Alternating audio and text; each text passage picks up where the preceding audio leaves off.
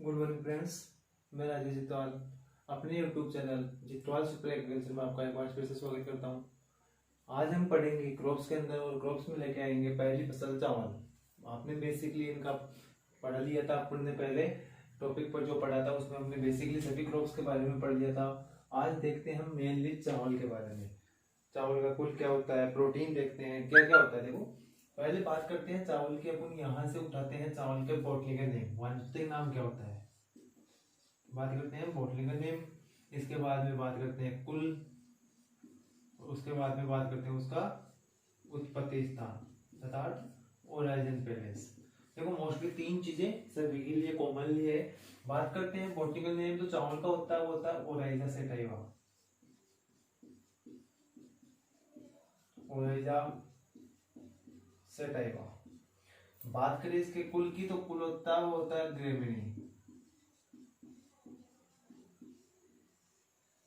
यही बात है उत्पत्ति स्थान, तो उत्पत्ति स्थान होता है दक्षिणी पूर्वी एरिया एशिया,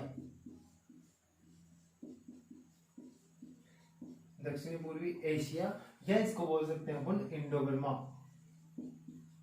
बर्मा क्षेत्र, इंडो बर्मा क्षेत्र।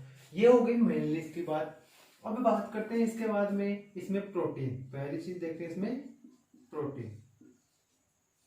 देखो धान होता है, धान में जो प्रोटीन होती है वो होती है 6 से लेकर 7%। कितनी होती है? 6 से 7%। मोस्टली इसके लिए दिया जाता है 6.7%। 6.7%। किस रूप में पाई जाती है प्रोटीन? ओराइजेनिन। किस रूप में? ओराइजेनिन। ओराइजेनिन के रूप में पाई जाती है। अब आपको पूछ लिया जाए प्रोटीन की बात आई, ये तो अपनी जो प्रोटीन होती है मोस्टली कह सकते हैं अपन सफेद चावल। कौन से चावल? सफेद चावल। आपको कहा जाए भूरे चावल के लिए, किसके लिए? भूरे चावल। ध्यान रखना भूरे चावल, भूरे चावल में जो प्रोटीन होती है वो कितनी होती है? यही प्रोटीन की बात करें भूरे चावल में होती है 7.8% या 7 से 8%। मोस्टली फिक्स होती है 7.8%। भूरा चावल होता कौन सा है? आपने एक क्रिया सुनी होगी, इसके अंदर क्रिया करते हैं हलिंग। हलिंग की क्रिया होती क्या है? जो धान होता है, क्या धान, उसमें चावल में भूसी अलग, यानी चावल की जो चावल होता है और भूसी होती है उनको अलग करना, यानी कि चावल को अलग करना व भूसी को अलग अलग करना क्या कहलाता है? हलिंग। और ये होता है कितना है?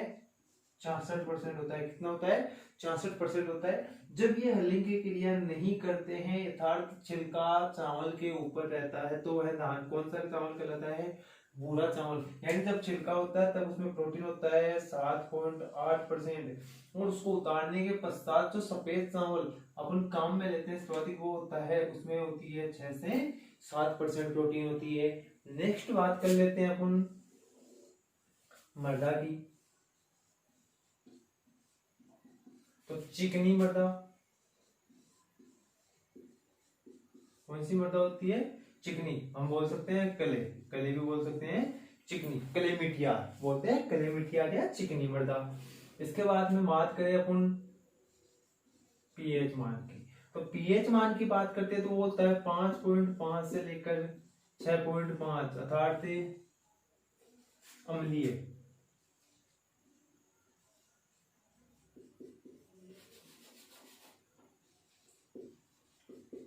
अम्लीय सहनशील। कैसा होता है? अम्लीय सहनशील होता है। इसके अलावा आगे बात करते हैं अपन स्वयंपरागित फसल होती है। कैसी होती है? स्वयंपरागित होती है। सोर्डे प्लांट, लघु दिवस पादप, सोर्डे प्लांट लघु दिवस पादप प्रकाश दीप्त कलता के आधार पर अपन बात करें तो ये होती है सोर्डे प्लांट, जिसे 6 से 8 घंटे की आवश्यकता होती है। किसकी? तापमान का, सूर्य की आवश्यकता होती है, किरणों की आवश्यकता होती है। इसके बाद में आपको आगे बात करते हैं अपन कार्बोहाइड्रेट। तो कार्बोहाइड्रेट होता है वो होता है इसमें 70%। मोस्टली लोग बताते हैं 67%, दोनों ही सही है, 70% या 67% इसमें क्या होता है, कार्बोहाइड्रेट होता है। बात करें इसमें पुष्पक्रम, पुष्पक्रम होता है वो क्या होता है, पेनिकल। बात कर लेते हैं फल का प्रकार, फल का जो प्रकार होता है वो क्या होता है इसका, कैरियोप्सिस।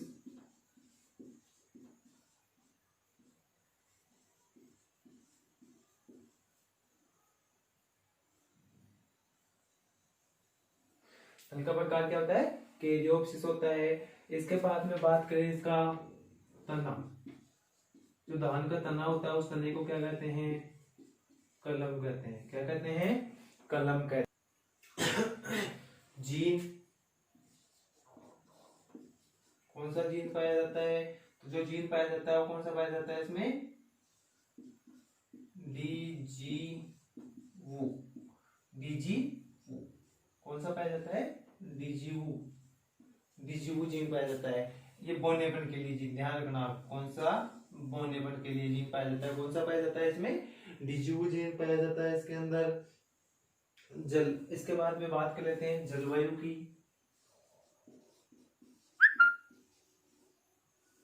जलवायु, जलवायु होती है वो कैसी चीज, इसको गर्म प्लस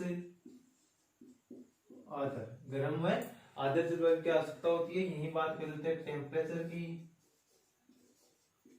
तो मोस्टली 21 से लेकर 37 डिग्री सेंटीग्रेड औसतन तापमान चाहिए इसको, 21 से लेकर 37 डिग्री औसतन तापमान की आवश्यकता होती है।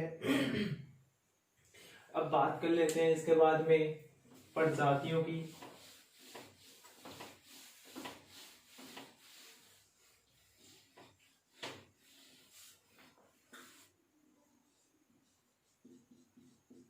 प्रजातियां,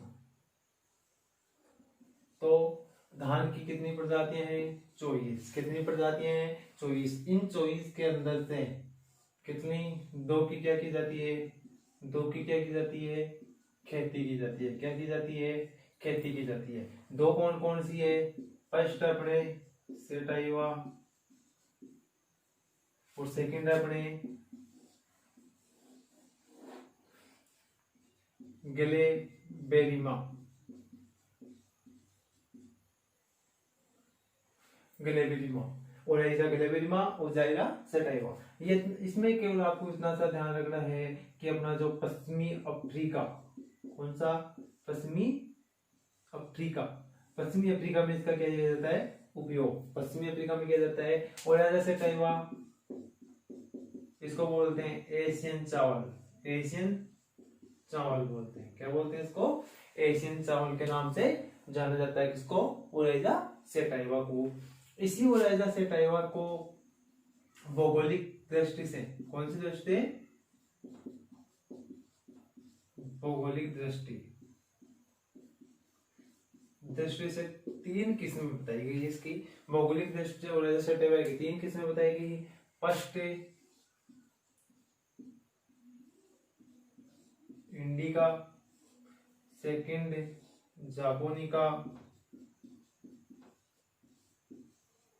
और थर्ड हो जाएगी जावानिका।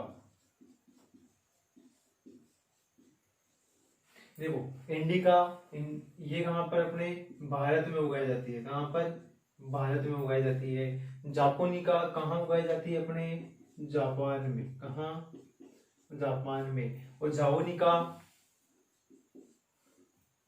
इंडोनेशिया, कहां पर, इंडोनेशिया। ध्यान रखना, जो जापान में उगाई जाती है जापोनिका, इसकी विशेषता क्या होती है, इसको बोलते हैं ब्लू राइज। कौन सा, ब्लू राइस बोलते हैं। इंडोनेशिया, जो इंडोनेशिया में उगाते हैं जावानिका, इसकी विशेषता क्या होती है, जंगली धान। कौन सा धान होता है ये, जंगली धान होता है। तो ये भारत प्रमुख प्रजातियां 24 प्रजातियां हैं, इनमें से 2 की खेती की जाती है।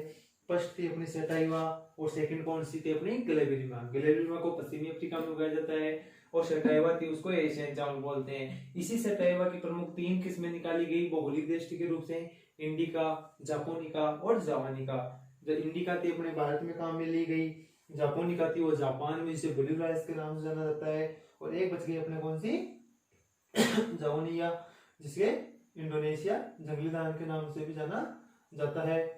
एक चीज और ध्यान रखना, इसको जावानिका, इसको बालू चावल भी बोलते हैं। कौन सा? बालू चावल। कौन सा चावल? बालू चावल बोलते हैं। इसके बाद में बात कर लेते हैं खाद एवं उर्वरक की।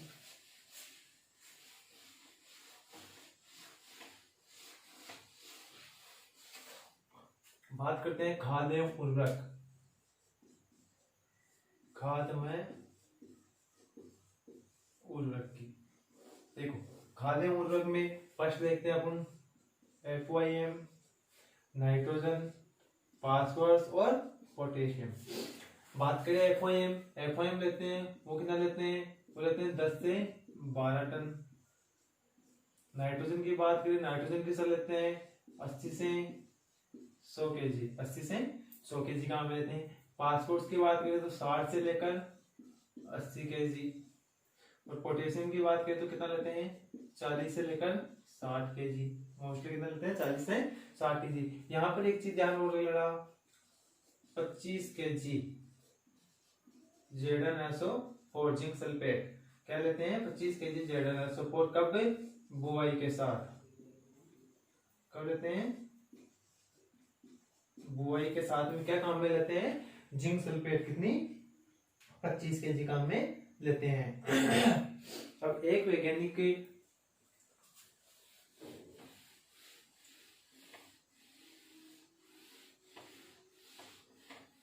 एक मोस्ट इंपोर्टेंट पॉइंट है, एक वैज्ञानिक है doctor E.A. Siddiq. Doctor E.A. सिद्धक जो भारत में संकर चावल के जनक है। क्या नाम, किस नाम से? भारत में संकर चावल के जनक। भारत में संकर चावल के जनक कौन है? Doctor E.A. सिद्धक को कहा जाता है।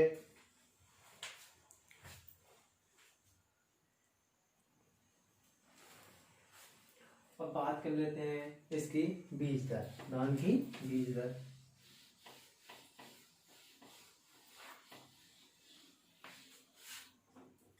बीज दर, सीड रेट। देखो, एक तो बात करते हैं अपन सामान्य। यहां ये ध्यान रखना जो मैंने लिखा था, ये क्या होता है? प्रति हेक्टेयर। क्या होता है? ये प्रति हेक्टेयर के रूप में जाना जाता है सामान्य। एक बात करते हैं अपन अम्लीय लवणीय वर्धक के लिए, एक बात करते हैं अपन सीड्रिल की, एक बात करते हैं अपन डिप्लर की, और एक बात करते हैं अपन संकरदान। किसकी? संकरदान की। बात करें सामान्य जो बीज दर होती है वो कितनी होती है? 80 से 100 केजी। क्या होती है? 80 से 100 केजी। अम्लीय लवणीय की बात करें तो थोड़ी सी बढ़ा देते हैं, 15% लगभग, तो कितनी हो जाएगी? 100 से 120 केजी। यहाँ सीड्रिल से बात करें तो कितनी हो जाएगी? 60 केजी। डिप्लर से कितनी हो जाएगी? 40 केजी। और बात करें संकरदान की तो कितनी हो जाएगी? 15 से 20 केजी। ये क्या होती है? प्रति हेक्टेयर। बात करें बीज दर की तो सामान्य 80 से 100 केजी काम लेते हैं, अम्लीय लवणीय में 80 से 100 केजी, सीड्रिल से 60 केजी, डिप्लर से 40 केजी, और संकर धान की कितने लेते हैं? 15 से 20 केजी काम में लेते हैं। अब बात करते हैं इसकी वेराइटियों की, किस्में, प्रमुख किस्में कौन कौन सी हैं?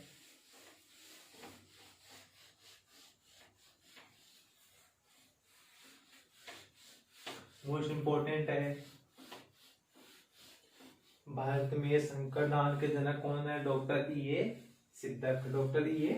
सिद्धक। बात कर लेते हैं अपन किस्में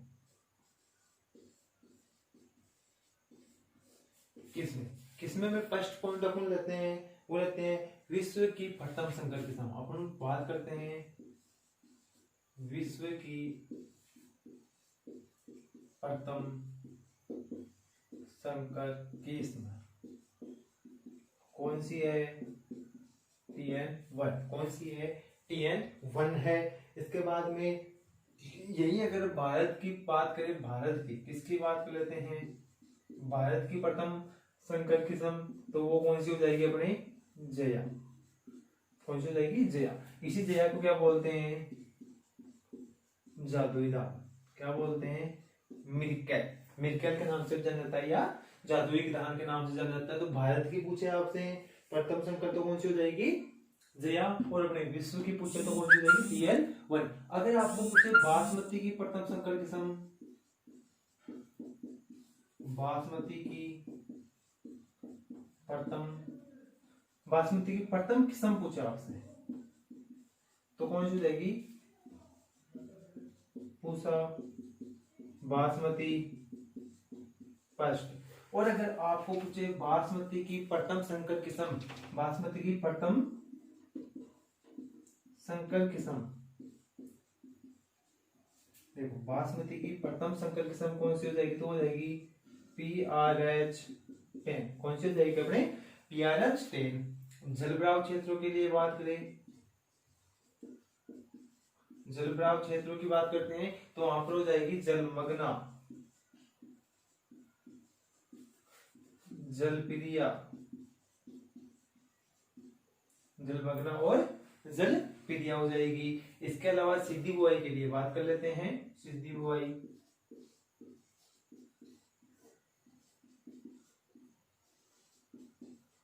सिद्धि बुआई के लिए कौन कौन सी हो जाएगी? बाला, पूसा 2, पूसा 21, पूसा 2, पूसा 21, कावेरी, पूसा 2, पूसा 21 और कावेरी। यही बात करें लवणीय क्षेत्रों हेतु, लवणीय सारे क्षेत्रों हेतु तो कौन सी हो जाएगी? लवणीय क्षेत्र हेतु लूनीसिरी। लवणीय क्षेत्रों के लिए कौन सी हो जाएगी? लूनीसिरी। जो लूनीसिरी किस्म हो जाएगी वो कौन सी हो जाएगी अपनी? लूनीसिरी। लवणीय क्षेत्र अर्थात लवण सहनशील किस्म कौन सी हो जाएगी? धान की लूनीसिरी हो जाएगी।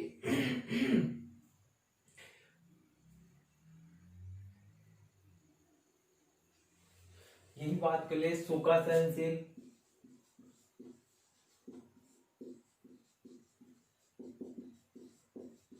सूखा सहनशील कौन सी हो जाएगी इसकी? कावेरी। सूखा सहनशील कौन सी हो जाएगी? कावेरी हो जाएगी। इसके अलावा अपन बात करें, एक रह गई अपने बैक्टीरियल ब्लाइट। बैक्टीरियल ब्लाइट होता है, बैक्टीरियल ब्लाइट जो रोग लगता है इसमें,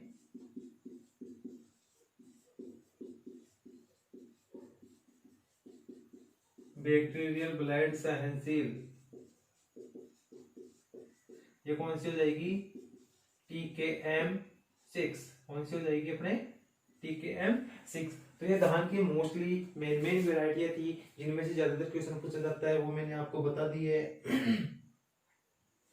यहाँ से एक छोटी चीज और ध्यान रखना, पूसा बासमती फर्स्ट, ये क्या थी? बोनी किस्म है। कौन सी किस्म है? बोनी। अगर पूछा जाए बोनी किस्म, ध्यान रखना पूसा बासमती फर्स्ट, ये क्या हो जाएगी? बोनी किस्म हो जाएगी। इसके बाद में अपन यहाँ से बात कर लेते हैं नर्सरी की। किसकी बात कर लेते हैं? नर्सरी की। धान की नर्सरी तैयार करते हैं, धान की पौध की रोपाई करते हैं तो धान की नर्सरी तैयार करते हैं। नर्सरी तैयार करने की कौन कौन सी विधियां हैं, चलो बात करते हैं धान की नर्सरी।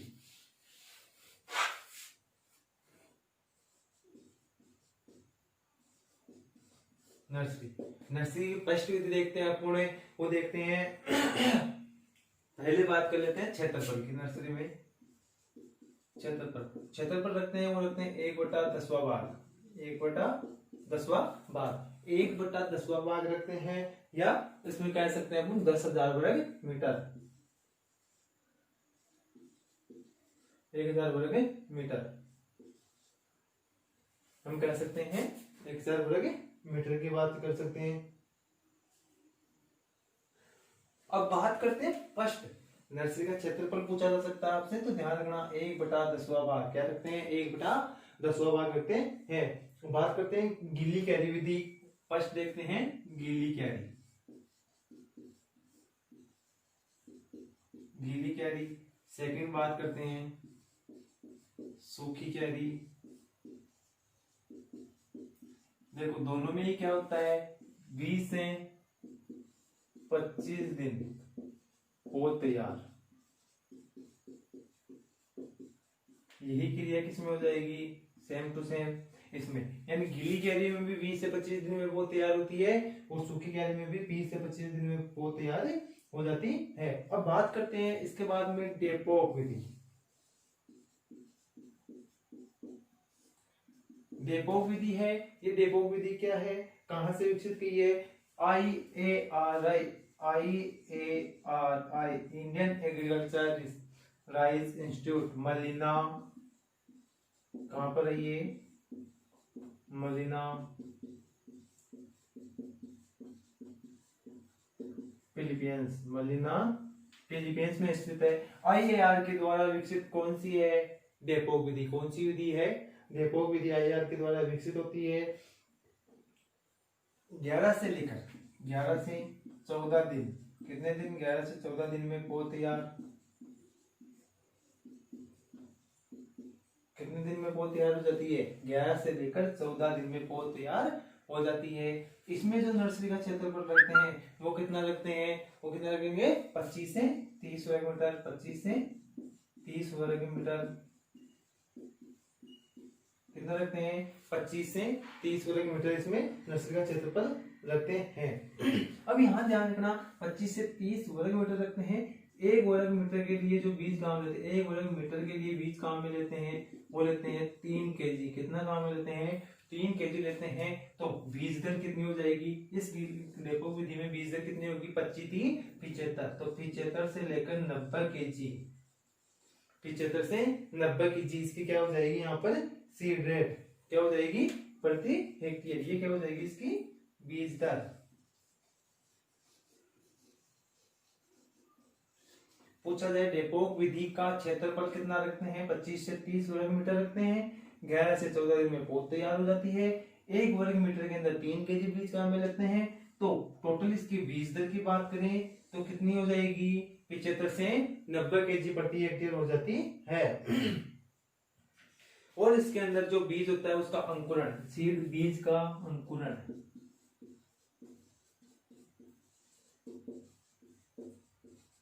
ये बीज का जो अंकुरण होता है वो 24 से 48 घंटे लिख लो आप यहाँ पे, घंटे में जो बीज का अंकुरण होता है वो 24 से लेकर 48 घंटे में हो जाता है, और इसमें मृदा की आवश्यकता नहीं होती है। मोस्ट इंपोर्टेंट है डेपोक विधि, क्या है मोस्ट इंपोर्टेंट कौन सी विधि है, डेपोक विधि होती है।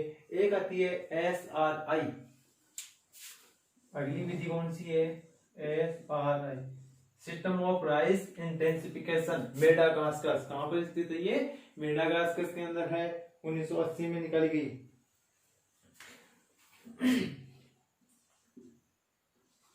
क्या हो जाएगा ये,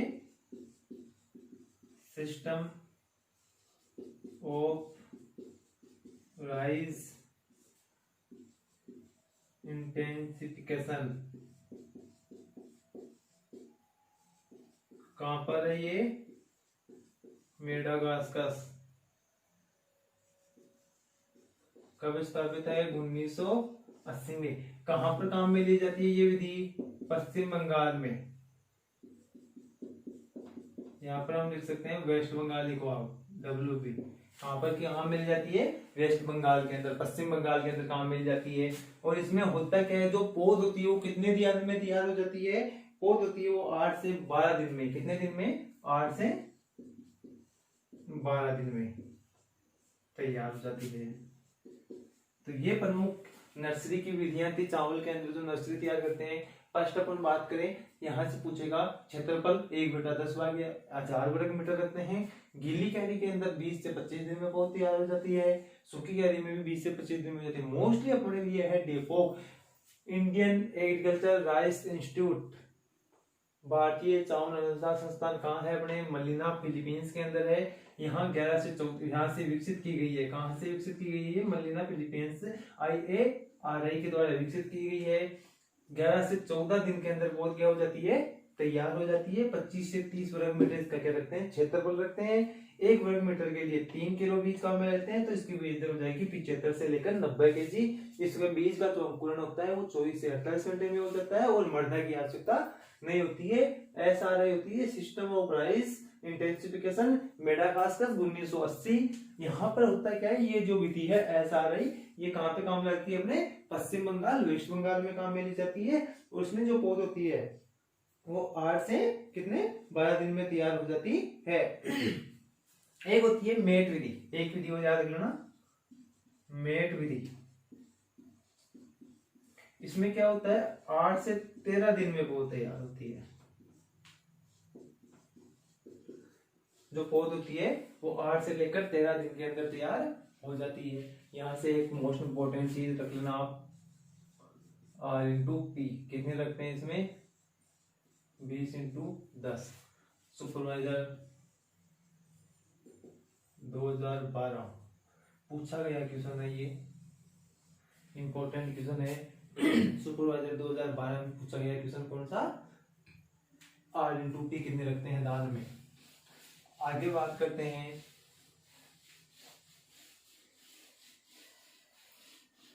कटाई के आधार पर ऋतुओं, कटाई के आधार पर ऋतुओं की बात करते हैं।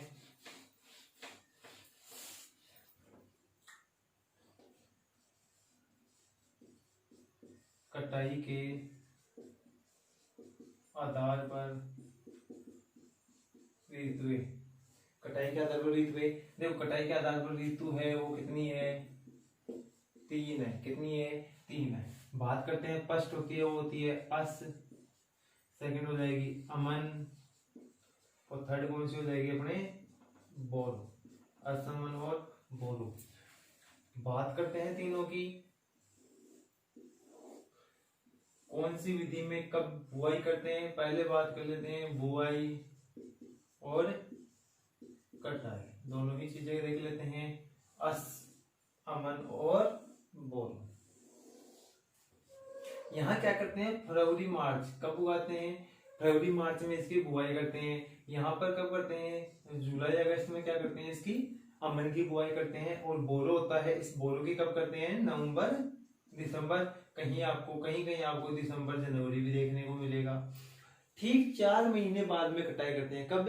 ठीक 4 माह पश्चात, फरवरी के बाद में मार्च, अप्रैल, मई और जून। तो यहाँ पर हम कह सकते हैं जून या जुलाई अगस्त। कब काटते हैं? जुलाई और अगस्त में। यहाँ पर जुलाई अगस्त है तो जुलाई बाद में सितंबर, अक्टूबर, नवंबर और दिसंबर। तो यहाँ कब कब कटाई होगी? कब हो जाएगी? दिसंबर जनवरी के अंदर हो जाएगी। यहाँ पर नवंबर दिसंबर में बुआई करते हैं, तो नवंबर के बाद में दिसंबर, जनवरी, फरवरी और मार्च। तो हम कह सकते हैं यहाँ पर कब करते हैं? कब कटाई कब करते हैं? मार्च या अप्रैल में इसकी कटाई करते हैं। तो यहाँ से आप बता सकते हो कि अस्त की जो बुआई करते हैं वो कब करते हैं और अमन की बुआई कब करते हैं और बोरो की। यहाँ ध्यान रखना, जो अस होता है इसे कहते हैं खरीफ धान, खरीफ का धान, खरीफ ऋतु का। अमन होता है इसको बोलते हैं रबी की ऋतु। और जो बोरो होती है इसे बोलते हैं बसंत, बसंत या जायद। कौन सी ऋतु? बसंत ऋतु बोल सकते हैं। तो ये इसकी कटाई के आधार पर 3 ऋतुएं दी गई है। अब आगे बात करते हैं, इसके अंदर मोस्टली बचे हैं अपने रोग एवं कीट। देखते हैं इसके अंदर कौन कौन से रोग लगते हैं, कौन कौन से कीट लगते हैं। बात करते हैं इसमें लगने वाले रोग।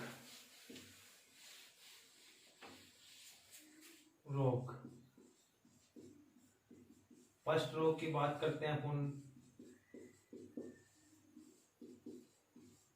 Bacterial blight. कौन से रोग की बात कर लेते हैं? फर्स्ट अपन बैक्टीरियल ब्लाइट की बात कर लेते हैं। ये किसके द्वारा लगता है? कवक। किसके द्वारा? कवक। कवक का नाम पायरिकुलेरिया ओराइजी, पायरिकुलेरिया ओराइजी के द्वारा लगता है। कवक होती है, कौन सा रोग लगता है अपने, बैक्टीरियल ब्लाइट रोग लगता है, किसके द्वारा, पाइरोक्लेरिया ओराइजी। वाहिक क्या होता है इसका, कवक होता है। दूसरा रोग, बात करते हैं दूसरे रोग की। दूसरा रोग कौन सा लगता है, भूरी पत्ती धब्बा रोग बोल सकते हैं अपन, ब्राउन स्पॉट, भूरी पत्ती धब्बा रोग, इसको हम बोल सकते हैं ब्राउन स्पॉट, हेलमिंथियोस्पोरियम ओराइजी। किसके द्वारा फैलेगा, ये भी कवक के द्वारा। कवक का नाम हेलमिंथियोस्पोरियम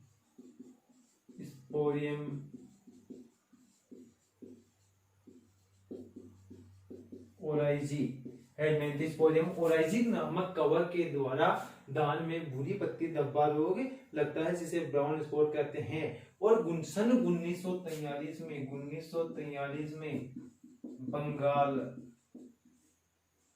अकाल पड़ा था। कौन सा काल, बंगाल अकाल, बंगाल डुमिक्स के नाम से भी जाना जाता है। किस रोग को, भूरी पत्ती धब्बा रोग 1943 के अंदर पड़ा था। किस कवक के कारण, हेलमिंथियोस्पोरियम ओराइजी नामक कवक के द्वारा हुआ था।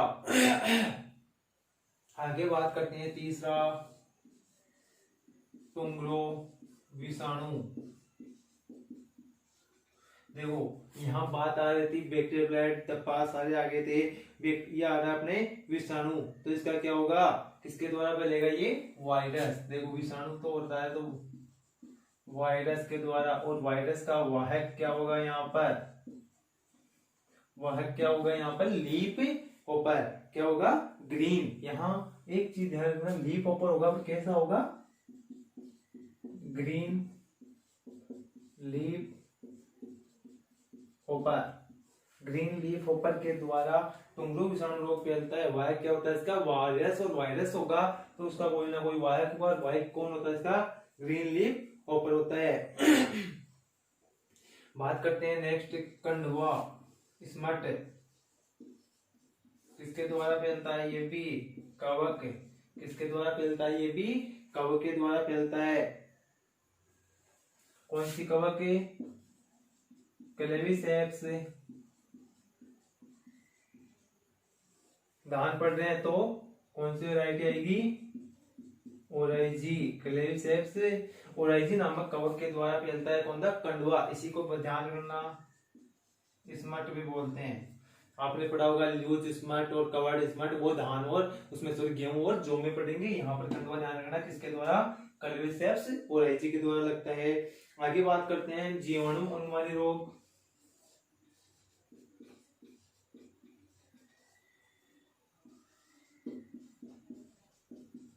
जीवाणु अंगमारी रोग, जीवाणु अंगमारी रोग होता है वो किसके द्वारा लगता है, जेंथोमोनास ओराइजी। किसके द्वारा, जेंथोमोनास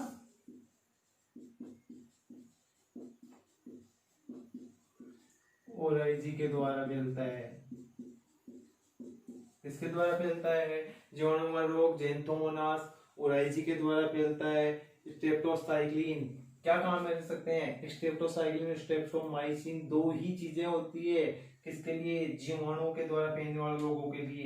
यहाँ पर देखो क्यों नहीं बताया मैंने कि कवक होता है या वायरस, क्योंकि यहाँ पर दिया हुआ है जीवाणु। क्या है, जीवाणु। तो उपचार क्या हो जाएगा इसका, स्ट्रेप्टोमाइसिन। दो ही चीजें काम में लेते हैं, स्ट्रेप्टोमाइसिन या स्ट्रेप्टोसाइक्लिन। ये मैंने आपको बीजोपचार में बता दिया है कि कौन से रोग का उपचार किससे करेंगे और कौन से रोग का उपचार किससे, इसलिए मैंने किसी का भी यहाँ पर उपचार नहीं बताया। ये मैंने आपको एक ही जगह बेसिकली बता दिया है। इसके अलावा बात करते हैं खेरा रोग। दान का खेरा रोग, 6वां नंबर, दान का खेरा रोग किसकी कमी से फैलता है, जिंक की कमी। किसकी कमी से, जेडन की क्या होती है, कमी व फास्फोरस की अधिकता। जिंक की कमी व फास्फोरस की अधिकता के कारण धान में कौन सा लगता है, खेरा रोग लगता है। कंट्रोल, जेडन SO4 0.5% का छिड़काव, 0.5% जेडन SO4 का क्या करते हैं, छिड़काव करते हैं। तो ये थे प्रमुख लगने वाले रोग। किसके द्वारा, कौन सा रोग लगता है। आगे बात करते हैं लगने वाले कीट।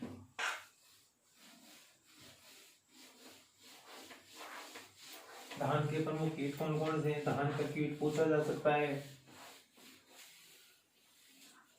बात करते हैं लगने वाले कीट। देखो धान में कौन कौन से कीट लगते हैं। पहला बात कर लेते हैं तना छेदक। कौन सा, धान में पहला कीट कौन सा बात कर लेते हैं, तना छेदक। ये क्या करेगा, तना छेदक, तने में छेद, तो तने को खोखला, इस डेड हार्ट भी बोलते हैं इसको, डेड हार्ट किस नाम से जाना जाता है इसको, डेड हार्ट के नाम से भी जाना जाता है। इसके अलावा धान के अंदर लगता है गंदी बग। धान में दूसरा कीट कौन सा लगता है, गंदी बग लगता है। ये क्या करता है, धान का प्रमुख ध्यान रखना कीट होता है सर्वाधिक हानि।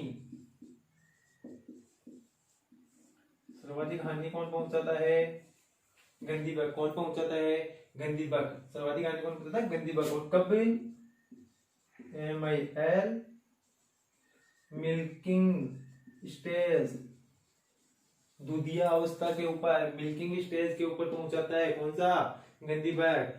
इसके अलावा बात करें तो गोलमाइज, कौन सा लगता है इसमें, गोलमाइज। क्या होगा, प्याज के समान पत्तियां,